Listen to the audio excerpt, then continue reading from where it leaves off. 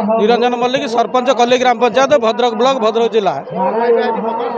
आज आम पंचायत अधीन चुनिंदा ग्राम एवं टाकुणी ग्राम अधिष्ठात्री देवी माँ क्षेत्रवासी मकर मेला अनुष्ठित होउछि।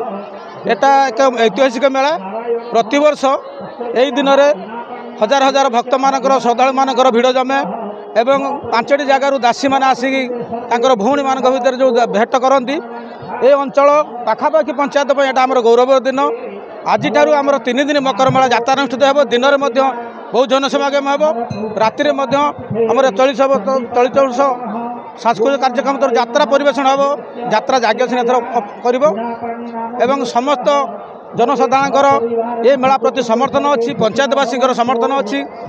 विशेषकर आम स्थानीय ग्राम चुनिंदा टाकुणी समस्त जनसाधारण प्रति भद्रक जिलार विभिन्न स्थान आसती बाहर जिले में आसती जो मानकर मानसिक पूर्ण हुए। ये आम माटीगुड़ा गोटे प्रचलन अच्छी गोटे नियम अच्छी जो मानकर मानसिक पूर्ण हुए से माटीगुड़ा माँ को दिखती। यही प्रकार आम ऐतिहासिक स्थान एटा आज पंचायतवासी वार्ता जे माँ समस्त मंगल करूँ एवं ये जो 3 दिन आम यात्रा मेला अनुष्ठित हो समस्ते भलरे अति खुशी कटातु यह मोर माँ के पाखे प्रार्थना। पंचायत तरफ मोर समस्त को अभिनंदन एवं स्वागत। कृष्णचंद्र बेहरा समाजसेवी एठी 10 ରୁ 15 जन दासी भाग नहीं आसी माने माँ पाखु आसी तापर आपंकर तो हजार हजार लोक समागम आउ प्रत्येक वर्ष पर ए वर्ष भी भिड़ जमी संख्यार लोक जो कंट्रोल करवा भी बहुत कष्टकर। सब वर्ष माँ कृपारू शांति शुक्ला जी कंट्रोल करे सी हईराण हुए। जो 3 दिन आउ यात्रा चलो फ्री शोर चलो दिन लोक भी कहीं केमी विशृंखला नक श्रृंखला सकर फेरिक आमको भल लगे। मु डॉक्टर राजेंद्र कुमार बेहरा ओडिया प्राध्यापक अटल बिहारी महाविद्यालय वासुदेवपुर।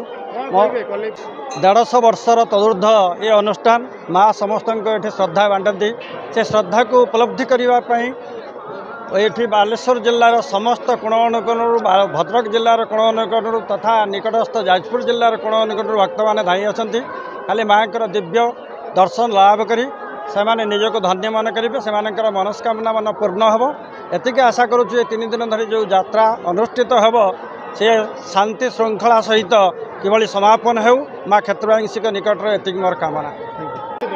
मो ना नित्यानंद बेहरा चुनिंदा आदिवासी।